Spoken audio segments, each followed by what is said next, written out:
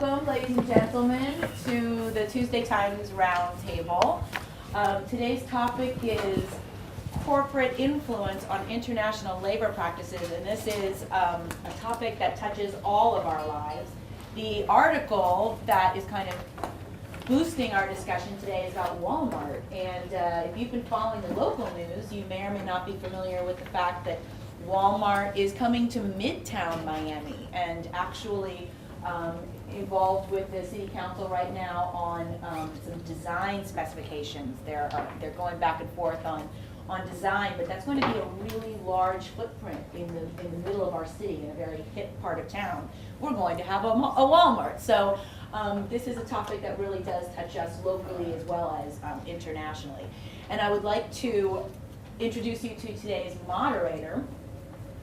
Professor Ali Bustamante is a PhD candidate at the University of Miami, and he's specializing in the political economy of labor markets. This topic is right within his specialization, his expertise. He's currently a visiting instructor here at FIU Center for Labor Research and Studies, and a research associate for the Research Institute on Social and Economic Policy.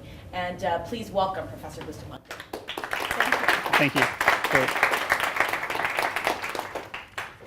So let's jump straight into our discussion, right? So from what this article actually tells us, we don't really know a whole lot about Walmart, right? So let's try to demystify what we actually really know about Walmart, not just on the local level, but on the world level. So Walmart's actually the 18th largest global corporation. And when we think of that, what that translates to, it translates to about $447 billion in revenue a year. And I just actually want to open up the floor to you guys. We're going to be looking at how the reach of Walmart expands to Latin America. And we actually can see that back in February 2010, Walmart actually set up headquarters here in Miami to actually have a satellite headquarter office for its regional operations in Latin America. So now that we know that Walmart is this huge global company with very vast revenue and that it has a global reach, particularly in our very own backyard here in Latin America, if Walmart's revenue is about $447 billion a year, what kind of GDP, what kind of economic performance do we actually see of countries in Latin America? So out of the countries that actually do have Walmart, right, we have countries like Argentina, Brazil, Chile, Mexico, and we also see that they're having plans to stretch out into the rest of Central America. So Argentina, what's their GDP like? What kind of economic performance do we see in Argentina on an annual basis, more or less? How many billions of dollars does Argentina make a year? I'll have to Google that. Just off the top of your head, what do you think?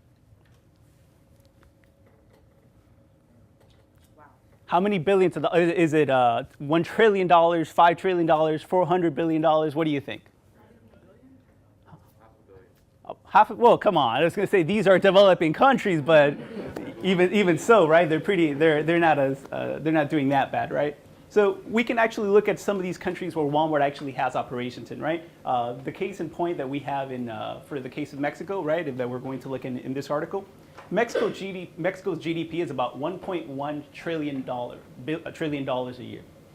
That's pretty significant, right? $1.1 trillion. However, Mexico is a very large country, right? It's actually one of the most populous countries in the whole world. And at that, when we think of what Mexico produces, right? What does Mexico produce? They produce things like cars, very significant levels of manufacturing on an annual basis. What about Walmart? What does Walmart make? How is Walmart making its money? Retail stores, right? It's really just retail marketing. They don't really produce anything per se, right? They're just really selling it. Exactly, right? So they're this middleman, right, between the consumer, the wholesale producer, and they're just the retail chain, right, that basically facilitates the selling of manufacturing goods from all around the world to your local store, right? And so we know that Walmart doesn't really make anything for the most part, right? They really offer a service. And when it comes to retailers, they actually are the world's largest retailer.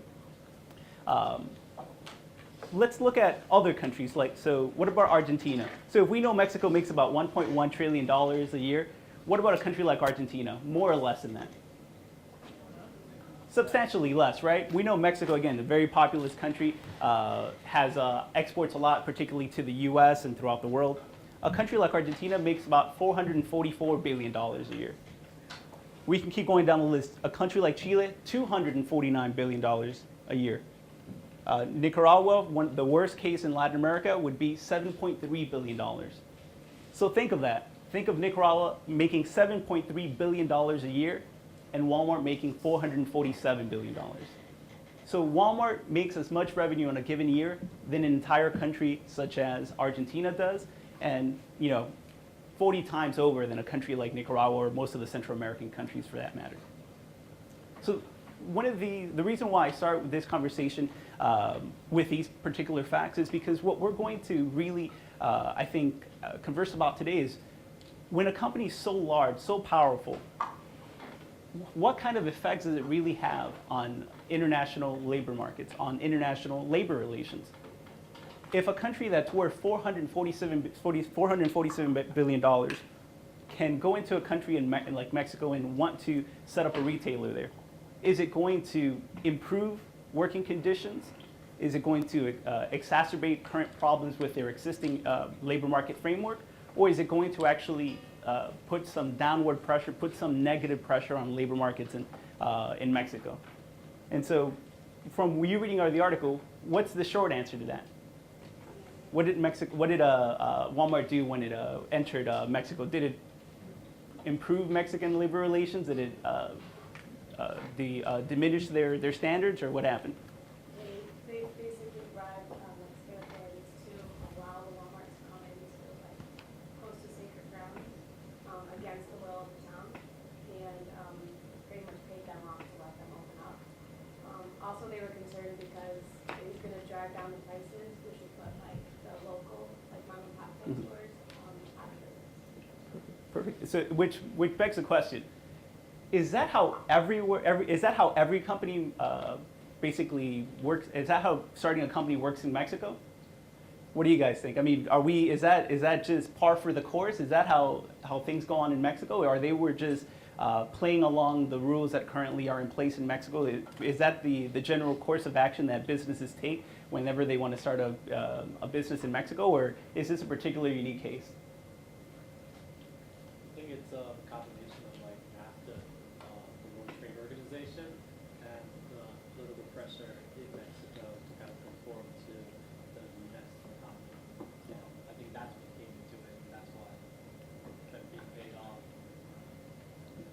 So, one of the things that you could argue is that, right, countries like Mexico, and particularly Latin America, they don't have a sophisticated frameworks when it comes to starting a business as the U.S. does, for example, right? Perhaps they might not have significant regulations as we would do for environmental concerns, for labor concerns, so on and so forth.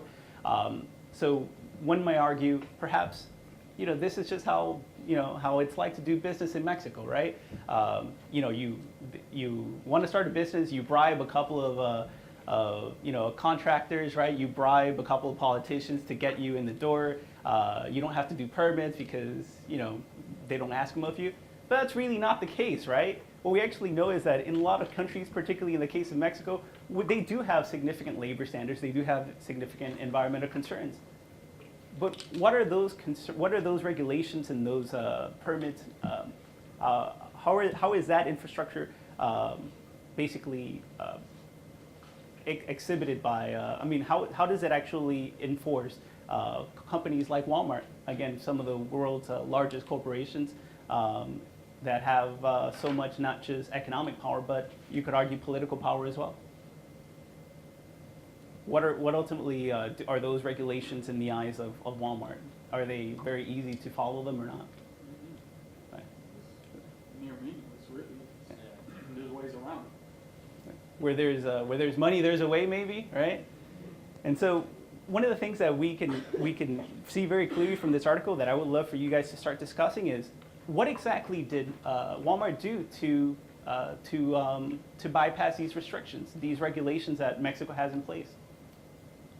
So if you guys can just look in, it's basically pointed in the article. There's a few lines about it. How is it that they actually got to set up their stores in the first place?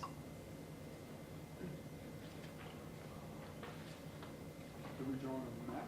Yeah. Is that what you're referring to? Yeah. Well, there's a lot of things, right? I mean, we can go. It's a laundry list of things that Walmart did, right? Yeah, I mean, they influenced one was that they influenced the zoning that was about to take effect, and so they really stepped in before it could take effect and change. So we knew that there were zoning laws, there were zoning restrictions, ignored them, right? They paid somebody off to basically make sure that these zoning restrictions weren't put in place until after it was built. Right? So that's one thing. What else did Walmart actually do in the process of setting up their stores? How did they expedite the process, or how did they bypass any regulations? What happened to environmental concerns? What happens to building permits and things like that?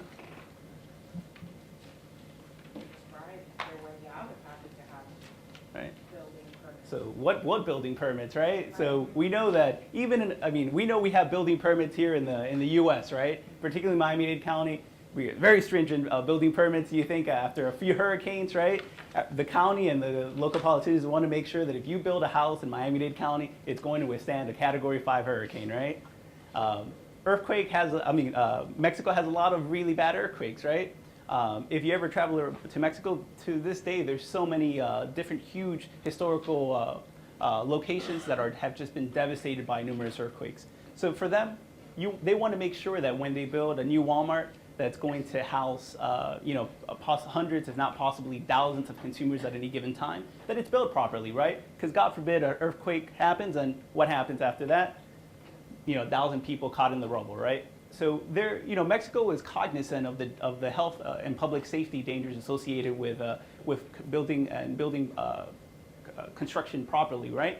And so they do have these constructions regulations. However, what do we know that Walmart did in this case? They bypassed them, right? I was just going to say the one paragraph where they say each bribe emerged right before an important permit was passed. So do you see the pattern? Every time they had something, a permit, they basically sent the payment to them. And this went through. How is this possible? How do you guys think this is possible? That a company can go into Mexico and do this? Money, right? I mean, when you have enough money, to throw out a problem, right? Chances are, eventually you're going to meet somebody who will be susceptible to that, right? What about environmental concerns or historical concerns, right? For the zoning permits, did they really acknowledge these environmental concerns? No, they're All all bypassed. bypassed, right? So what does this case particularly illustrate about very large corporations in less developed countries? They just walk all over everything else. It's only what they want. Nothing else matters. Why do you think this can happen? The money must be What do you think? Yeah, because they take advantage of countries that don't have as much money as they do. Yeah. So why do you think that Mexico is just saying, we want a Walmart so bad? Like, you think we're here in Miami, right? We want a Walmart so bad in Midtown that, you guys, Walmart can do anything they want as long as they build it, because we as a citizenry, as the residents, we just want to have access to these cheap products. Is it really that we demand for their product, for their company to come into our town at with such enthusiasm that we say, regardless of what it takes, build your Walmart? Is that really what's going on here? So instead, what's really going on here? Go ahead. Not really much, because they have a lot of companies like Target and other popular stores that have cheap products too. So We know that, right? We know that even today, right? You can go to Walmart, you can go to Kmart, you can go to Target, you can go BJ's, wherever you want, right? So we know that when it comes to retail goods, Walmart's not the only one, right? Walmart's not the only retail chain in the world that can offer goods at bargain prices, right? We know there's a lot of competitors. However, what does Walmart do in this particular case about its competitors? They pay their employees less, and they go into low-income areas where the demand for their low prices is high, and then they just continue the chain of exploiting the workers. Absolutely, and even before they actually get to exploitation, right? Walmart's very cognizant that they're not the only game in town. They're not the only retailer in town. However, just in the same sense that they bypass all of these environmental concerns, all of these building and construction permits, they also bypass a lot of what would be possibly, what would be naturally a competitive market, right? We know that in this particular case, Walmart wasn't trying to compete with any other retail chains in order to set up shop in Mexico. Instead, they wanted to bypass that competition, right? So not only did they buy the zoning rights, the construction rights, the environmental rights, but they also bought the competition rights. They actually basically they were able to purchase through these bribes the ability to be a monopoly, a retail monopoly in Mexico. And as you mentioned, if already as a corporation, if you have the tendency to exploit your workers, what happens when when you have a monopoly of retail chains? When you have that monopoly power as for employment purposes as well, right? Not just for consumer purposes, but for employment purposes.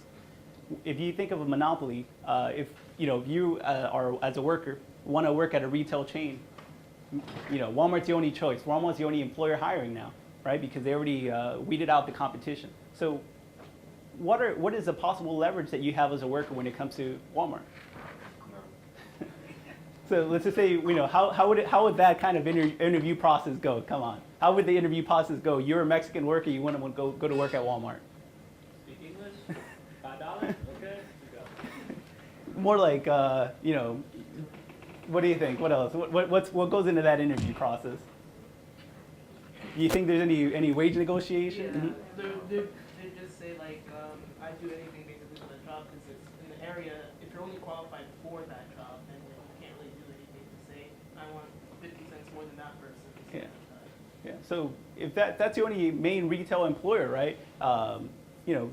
Do very high skilled people work at retail employment? No. Right. So you're talking about mainly low skilled entry level workers, right? And if there's no competition, if Walmart's not trying to compete to offer workers the best wages or the best benefits or what have you, it's really easy, right, for a monopoly employer to basically say, these are the rules of employment, right? Take them or leave them. Sorry. I thought it was kind of interesting that Walmart has different names for its stores, right? So the supermarket has a name that's in Spanish, and then there's Sam's Club, and then so it may even actually appear to local citizens, that there are different stores that are opening up. They may not realize it's all under the same corporate umbrella. Absolutely, right, and that's what we know about. Even in the U.S., right, as a retailer, we know that we have a lot of conglomerates, right, and this is one of the main benefits, at least for the corporations themselves, of multinational corporations, right, that when they come into these countries, the foreign countries don't know the extent of the reach of these corporations, and so they might step in and have, and do one type of contract by Walmart. However, next thing you know, there's several different versions of it, right? In this particular case, you have Walmart, you have the Sam's Clubs, and its very different subsidiaries. However, who's doing all the hiring at the end of the day? The one corporation, right? The one corporation, the one multinational corporation, which is ultimately Walmart. So do you think that this is ultimately the case for all multinational corporations? Is this how, just the general tendency, the general trend that we see with multinational corporations going into less developed countries? Is this a norm? Is this what we're supposed to expect? Mm-hmm. Walmart seems to be a special case because of the way they can also push around manufacturers. It seems so powerful even outside of the context of Mexico, just because of how important and valuable to smaller companies its shelf space is, then I can only imagine the kind of power that it has in a space where there's no competition, let alone weak competition with bargaining. Absolutely, right. So when you think about the general supply chain, right? When you think of the supply chain argument, for a company like Walmart, they have these. They're 18th largest global company, right? So they have this global reach about the products that they ultimately purchase wholesale for their retail business. So they certainly do have not just a lot of reach when it comes to where they set up the retailers, but also where they're buying their goods from, right? With that said, when we think of of that supply chain. So in one aspect, we know that Walmart has a certain level of say when it comes to the supply chain on a global scale, particularly with its manufacturing base, right? How about the supply chain of the countries that it's actually going into? What is it doing to the local levels of supply? So think of a retailer. Before Walmart, how did people in Honduras or El Salvador or Nicaragua or Argentina, how do they buy their consumer goods? Yeah, just local stores, your mom and pop shop, what else? Yeah, I mean, just any local shops, right? Any local retailers.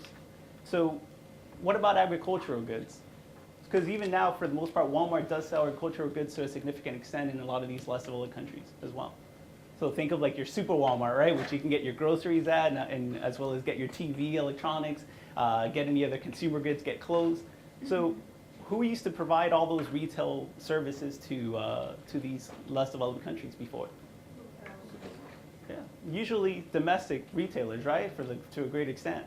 And so what's going to happen to them? What do are they just going to fold, or are they going to force Walmart to be more competitive, or? They're going to compete for prices. Right. So to a certain, and can they really compete for prices? Because what we know, right, where do these local retailers usually get their products from?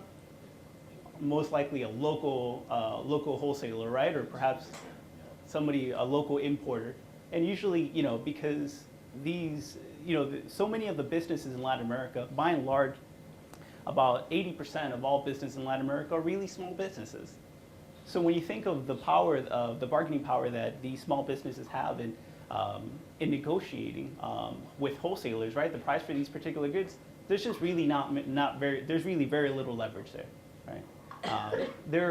Chances are they're only earning a little bit more than wholesale prices.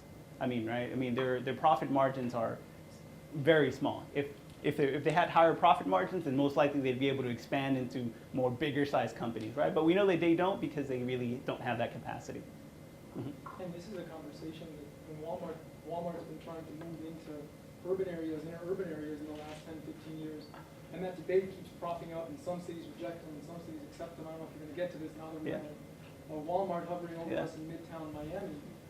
So I can only imagine if there's actually small businesses in the U.S. that are worried about that competition, the kind of ripple effect that that's going to have on a local economy, in places where there is no competition, and not that much power. Please. Well, that makes me wonder, is Walmart too big to fail?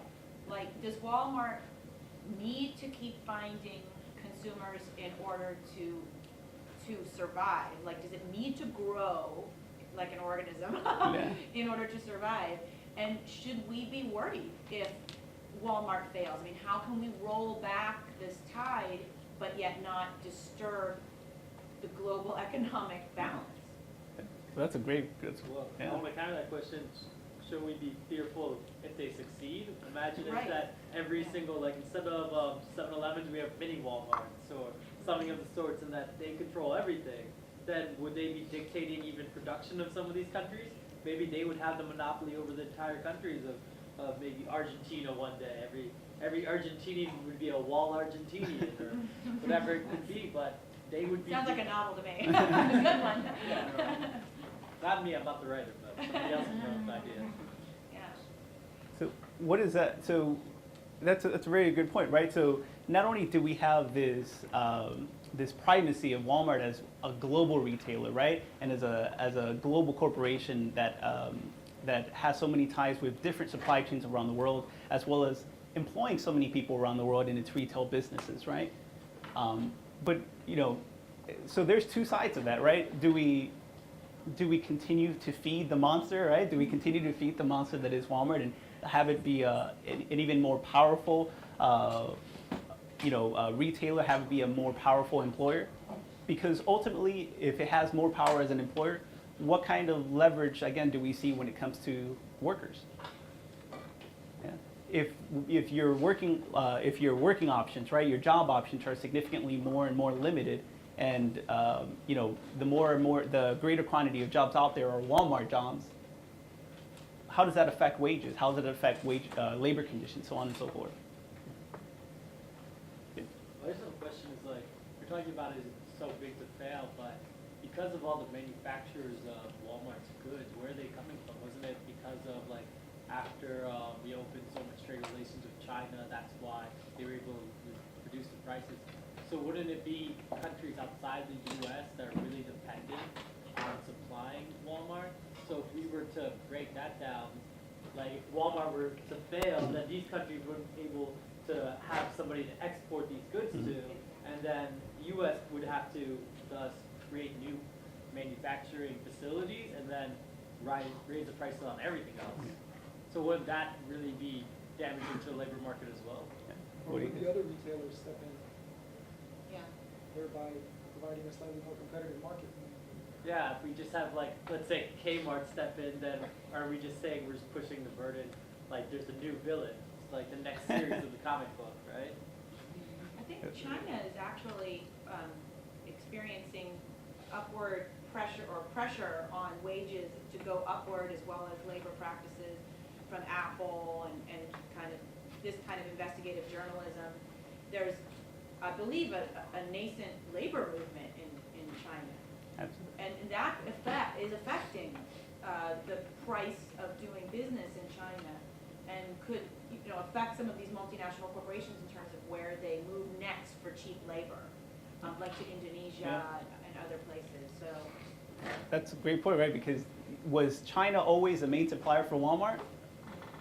Just a decade ago, it was actually Mexico. yeah. Right? It was actually Mexico. So now Mexico is developed, right? Now they're no longer producing these consumer goods. Now they're no longer the ones manufacturing these types of goods. Now their incomes have increased significantly on average, that now they can actually afford the products that they used to make, right? And so what happens when then China follows that same step, right? What happened when incomes rise in China? Now they're no longer no longer have that competitive advantage in the production of consumer goods. Who's going to take their place?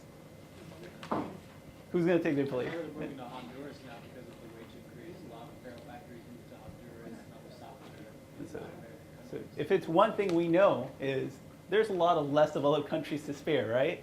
And when we think of that hierarchy of development, China's moving up, right? China's consistently moving up. Do we still have several countries below it?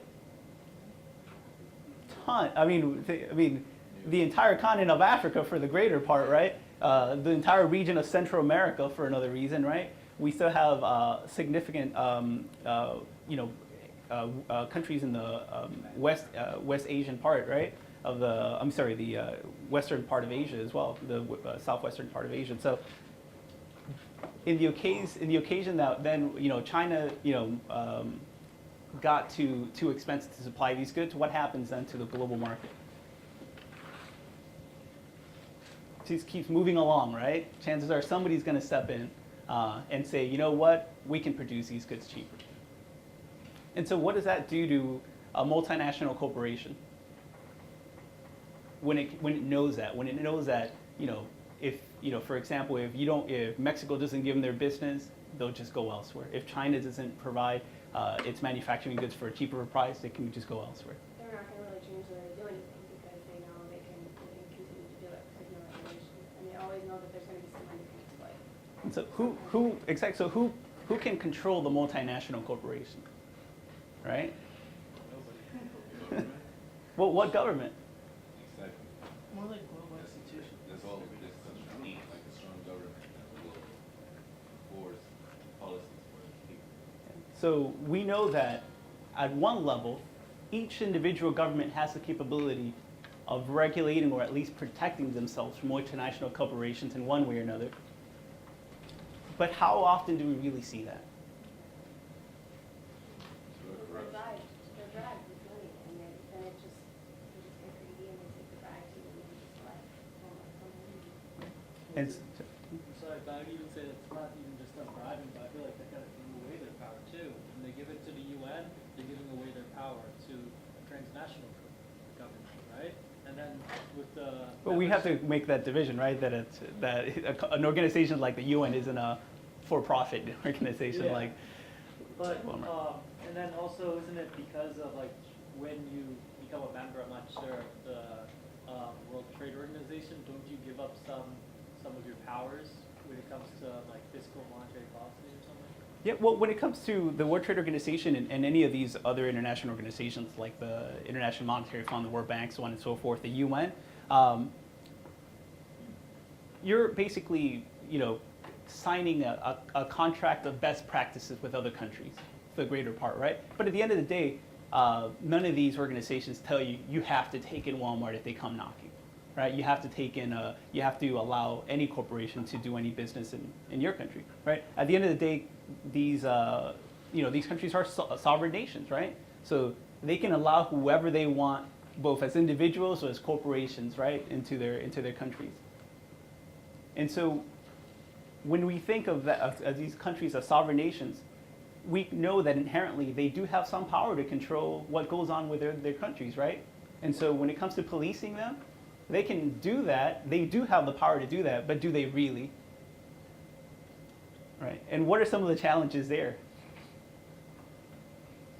In terms of these transnational institutions, you may not be able to impose governing arrangements just based on membership. Once you get into financial arrangements with the International Monetary Fund and the World Bank, there is a lot of pressure that they can put on your local government to change its policies, to deregulate, to not enforce its laws, to privatize its lands. It seemed to play right into the hands of companies that have a lot of market power in those countries and want to play there on their own terms. Mm-hmm. And these markets are also making big donations, which are kind of getting them their way inside.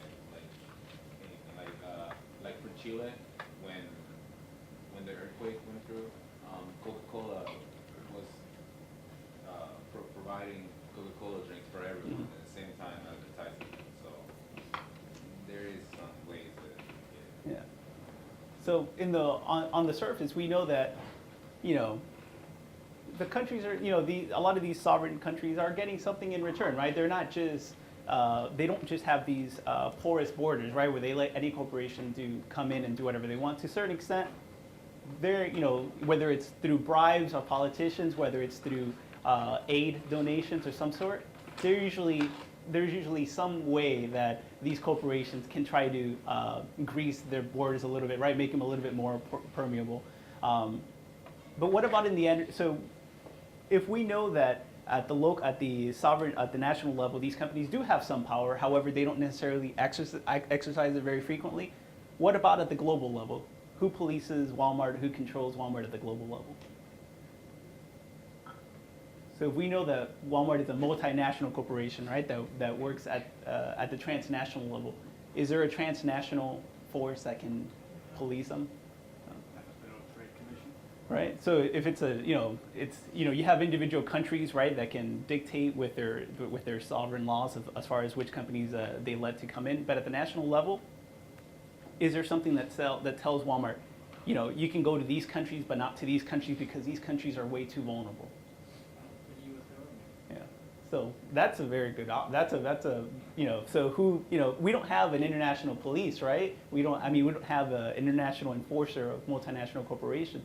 But to a lesser extent, we have some very powerful countries, right, that can have a lot of sway in the way that international commerce is actually conducted. As you mentioned, the United States, right? So when it comes to things like trade laws with the World Trade Organization, yeah, most countries are members. However, which are the most powerful members, right? When it comes to other financial or commercial international organizations like the IMF, which are some of the countries that have the more say, right? So although Mexico really won't have the political or economic power to say, we want to challenge what Walmart does on a global scale, do you think that the U.S. can? Yeah. Great. Well, that's a very good point, right? It's such a huge market. It's such a huge portion where Walmart makes most of its revenues from, right? Walmart, as we mentioned, 18th largest corporation, makes $447 billion a year. Of those $447 billion, only about a quarter of it is actually made internationally. So where is the other 75% being made? So if the U.S. politicians and legislatures, right, or if the constituents of policymakers were to tell their policymakers, we want you to rein in the leash on on Walmart. Do you think that would really work? Why not? Well, let's see it. Why? Yes and no. Why not? Come on. Let's say yes. Right? You know what I mean? So go. Alright, well, obviously, if your majority of your money is coming from the United States, you're more willing to jump through the hoops that are required to get your company moving on. There's still a lot of competition here, even though there is Walmart, there's other stores and stuff like that. So it's not like they would just leave an empty hole if Walmart left. A lot of people would just fill it up and then get all that revenue that Walmart used to get. But I think as we're talking about having the U.S. play the role of actually being that force that actually enforces something, I don't believe the U.S. will do it because I think there's very few people in here who don't believe that there's a lot of corruption right now with our government and how apparent it is. And the fact that what goes on in our government is so like transparent that it is corrupt and it is inefficient that I don't believe that we could actually get ourselves together enough to actually enforce anything. So that's why I'm really discouraged to say that yes, because I believe that the market is the people, and the people are supposed to be a reflection of the government. And so by our complacency not to do anything, our complacency within this last 10 years not to have done nothing, I don't believe that we're going to do anything now. Because it's something that, it's not something we can just put onto a single entity as saying the U.S. government or the U.S. because it's more than that, it's us as individuals. And I think that we've failed so many times recently, us individually to form together to do something, that I doubt that even if we get all the people in this room together, there's no way we can get a 10% of campus to do anything. So that's why I'm discouraged. Sorry. So I think there's two topics there. One is, can the U.S. do it, and will the U.S. do it? Right. So can they do it? Yes. Why not? Somebody said no. Why can't the U.S. Put stronger regulations on a company like Walmart? The odds are against us, even if people wanted to. They have such a high revenue that they will always find a loophole and always find a way to get around the law and always find a way to lobby other government officials to allow other things for them to take advantage of.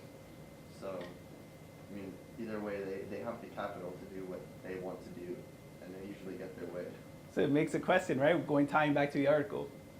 Is it possible that what's happened in Mexico with this particular investigatory article, is it possible that that's happened in the U.S.? Yeah. So right, because we haven't discussed it, right? Is Mexico a unique case? One of the things that we said at the very beginning is not really, right? And the main parallel we did is Mexico and other less developed countries, right? We said, if they can do that in Mexico, where Mexico makes $1.1 trillion, Walmart makes $467 million. So Walmart makes half the money that Mexico makes, even though Mexico is one of the largest populous countries. So if they can do that in Mexico, we said, well, they can do that anywhere, right? They can do that in Honduras, Nicaragua, anywhere else. But how about with more developed countries? Well, sorry, I was gonna Sure, say go ahead. No, something else. go ahead. I think it's maybe not a great coincidence that Walmart targets working class neighborhoods in its push to get into cities. And I'm from Chicago. I'm a little bit familiar with the battle that went down in Chicago on the south side, working class African American neighborhoods. And they basically set up a series of charities to fund local elected officials, social service programs that turned a no poll before the big zoning vote with the Planning Advisory Board to a yes vote because people turned out to support Walmart. And so this is sort of, I feel like another thing about the two levels in which we need to analyze this is government and, as you were saying, Morgan, people, our decisions as consumers. Maybe that is where our power lies.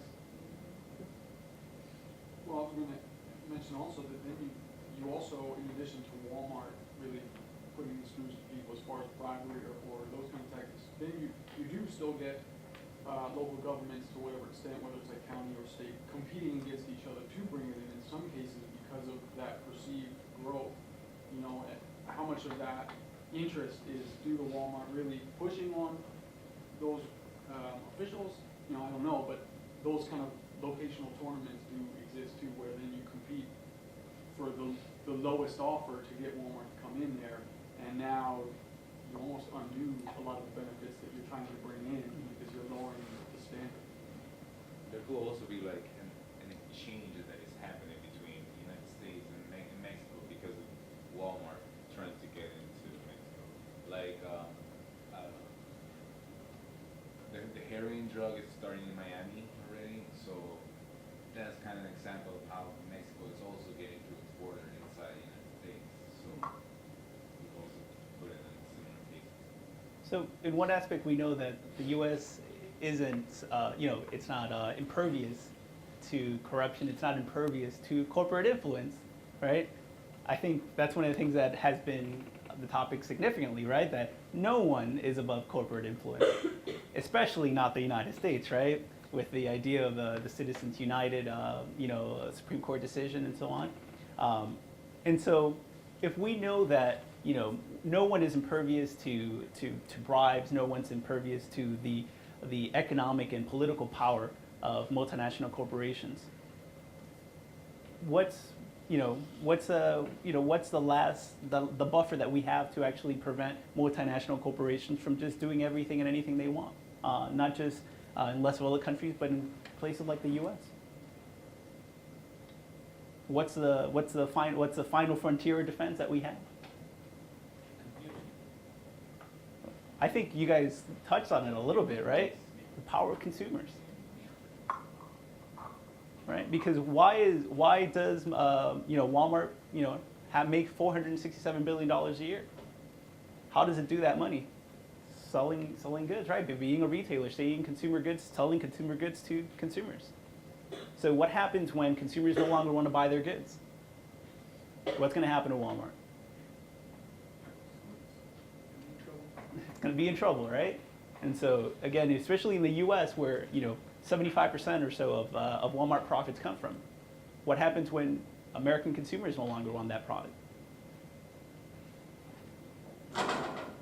Which begs the question that we actually started with to begin with, right? Do we have people around the world demanding Walmart? Some cases, yes. Walmart cheap goods. That's a lot Right. of people, right? In Midtown, Yeah. they want it. They want cheap Like goods. Walmart. So, right, There we must be people like demanding for Walmart, such as people in Congress who want to get Walmart inside it just because of shady business. Well, maybe it's not even just that they want Walmart, they want to survive. And just Walmart is a means to do that. So it's not fair that we have to say it's that they want Walmart, but it just happens to be the way that logically to them, it's like, if I'm going to feed my family, if I'm going to be able to put like clothes on my kid's back, actually have a cheap notebook, so they can go learn something so that hopefully they don't have to shop at Walmart. One day in the future, well, I have to shop there. And that's the only way to survive. It's the only way we can survive in this economy. Sadly enough, that happens to be Walmart. I don't think all consumers, like, kind of backing up to that, I don't think all consumers have, like, the same, power, Obviously, people that make more money can choose not to shop at Walmart, or live in areas where there are other competitors. But, smaller towns or lower SES communities, they really have very limited options as far as, being able to provide for their family. So it's not as easy as saying, well, I'm just not gonna shop there because they do all these bad things. Sometimes they have to shop there because they don't have any other choices. And agreeing with you guys, and again, to expand on that, it's, whether Walmart is good or bad for a community or an economy or country or the world is a complex, if not even, undecided, debate to have. And so with everything else, like you say, some consumers have more power. There's so many things to contend with on a daily basis, right? You turn on the news or whatever, there's so many complex issues to look at that this may or may not be one of those issues you decide to know well enough to really make a decision about. And that again plays into it. How much power do you have as a consumer? How much comfort and free time in your life do you have to dedicate to these kind of things? And a lot of people just don't have that, so they don't. And so they demand, like you first started saying, they demand cheap products. Nobody cares if it's Walmart, I don't really think, but Walmart is synonymous sort of now with being that bottom barrel price. So Tricky stuff. it seems that you guys think that perhaps Walmart isn't a cause of exploitation or a cause of poor labor conditions, but maybe a symptom of it? I think it kind of feeds into each other, Is it, for, do we, shop at Walmart just because there is a structural problem, right? Where we only do have access to low wages, where we only do have access to, where we have where our real wages are gradually declining, so we have fewer and fewer economic opportunities to pursue, right? Fewer types of jobs that can earn you perhaps higher incomes than we had before. So maybe now we have a more low wage based economy, right? Particularly oriented in the service sector, and where the real value of the wage is declining. So maybe your options as a consumer are significantly limited than they ever have been. And maybe the only, way that Walmart becomes more successful is because it's just taking advantage of the current state of our society, of our structural economy, basically. Are we as consumers strengthening and making Walmart more powerful just because there's no other option to do it? Right? What do you guys think? I think we're strengthening it by failing to choose to find this alternative economy, this alternative way to do it, because it's something that, it's not something we can pinpoint as it being the symptom or the cause. It's kind of like the bird and the egg, but it's something that we have to look at overall. We have to see that, look, all of this comes together to make this end result, which is devastating to not just ourselves, our economy, and our way of life.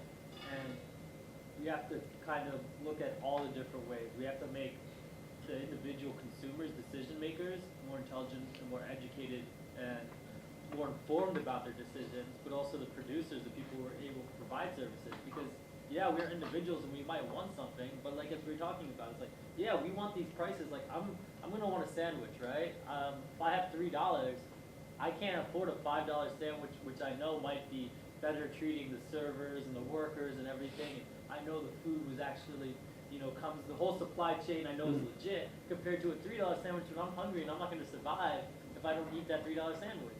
And so, even as an individual, we can have these wants and we can be informed and aware, but unless there's the producers out there to actually provide it, then it's all for naught. And that's why it's not just simply one or the other, it's a combination of both. And I think for all that we've written and read about the rise of consumer society in the last decades and try to discuss consumer-based solutions to economic problems, you guys are both hitting on the point that ultimately it's degraded labor at the point of production that's the problem. And degrading labor all across the board means everybody's in a difficult decision to make the high road, in a difficult position to make the high road choices. And so we see a lot of social movements that take the sort of PR approach to transforming our thinking as consumers. But ultimately, it may go back to the old bread and butter of transforming relations at the point of production, at the shop floor, and at the workplaces all across the world, and raising the standard from the bottom up, as opposed to expecting consumers on their end to make those choices, which is much more difficult and really important to take that veil off. But maybe it just leads us to the conclusion that we need to organize those jobs and raise those standards at the shop floor. How do we change those structural conditions? Who does it? Workers. Unions, workers, who else? FIU. FIU, right? Who else? Who do you think has the most say in changing production relations, production structures, labor relations? Walmart. Right? Maybe corporations to a certain extent. What about the government? Right. With the right people in government. Okay. Because we know, right, that at least in the US, while we might not have 100% compliance when it comes to our regulations, our standards, we have pretty good compliance, right? Most companies do comply with regulations and labor standards, and they accept whatever labor predominant labor relationships we have in the US. So if we had certain significant policies, we had significant legislature to change those relations, change these structures, giving workers more power, giving unions more power, having a more tripartite approach, right, to labor relations instead of just employers dictating what the wage is, right, and workers not having necessarily any leverage to negotiate that. How can we have this new type of system, right, where we can have an economy that has higher wages, we can have better working conditions that ultimately provide more options for consumers?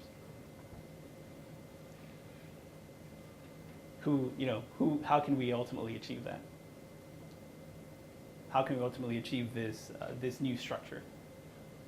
Is it just going to be all workers united walking out? It's gonna be a combination of everybody. Everybody has to make a conscious decision to make things better, to be one group. Yeah, I mean, it's gonna have to be something popular like that, whether it's all of us physically walking out jobs or everyone letting, or your local representatives know, because they're gonna listen to whoever talking to them. This happens to be lobbyists are talking to these people more than anyone else is. So in a sense, you can still blame them, but you can understand at least why. So it's either gonna take literally like the votes will do it, I think, but there aren't ever votes there, even for like it's such a small segment of the population that gets like any political thing through because they were loud enough and just big enough, probably. Whereas if we really had 80%, 90% of citizens voting and really being active in what we want, I think the change will come around. So leave the job or talk, get political one way or the other. Because one of the things that we talk about is this mass solution, right? But what kind of political system do we actually have in the U.S.? It's democracy, right? So wouldn't you think that, what are the possibilities of having a democracy that's, it's a full functioning democracy, right? Because we do elect politicians. However, as someone mentioned, right, it doesn't necessarily work out that we elect the most progressive or the most labor conscious or socially conscious politicians, right? But but we do have a democracy that's representative of everyone. So we do have this mass political participation, or if we were to improve upon it, is that a possible means to transforming this? I think that, sorry to bring it up again, but I think that some of the ways that we were talking about the difficulties of making choices as consumers are the same pressures on us to make choices as voters. Mm-hmm. And so when we go to the store, we contemplate our products. I think some of the same factors and variables are weighing in our mind when we contemplate our politicians. And degraded labor, high costs of living, low wages, and uncertain pensions and things like that in the future are shaping how we vote. Now we're seeing the old industrial states repealing their pro-union laws, partly because people aren't convinced anymore because they're feeling it in their pocketbook. And so I feel like some of those pressures apply too. And so these are all the ways we can do it. We have to turn those, shift those pressures on voters to get us to not only turn out, but then vote differently. Yeah. And what about on the other side, multinational corporations? How do they feel about this movement? Oh, yeah. And so what are they doing? Are they actively trying to prevent any type of mass movement? Particularly one that directs perhaps our electoral system? Right? Again, going back to Citizens United, right? So we know that, perhaps maybe they thought about this before, right? Maybe they had this discussion a few years back, before we actually had it, right? Before we had this very interesting case to discuss in Mexico. Maybe they obviously were ahead of the curve because they were the ones doing it, right? And so it makes us, again, a particular topping point. I think one that goes beyond what this particular roundtable could accomplish, but it's one that discusses, which is if we feel that one of the main solutions is this mass support for change, what obstacles do we have for that, right? Especially when in the face of multinational corporations. Again, if that's happening in the US, what's happening in Mexico? What's happening in India? What's happening in China? What's happening in the rest of Latin America, Africa, so on and so forth. So if we have such a strong, powerful voice of multinational corporations in our electoral system, which for us, it's our solution for any and all problems, right? What about other countries that don't have perhaps as strong political and social institutions?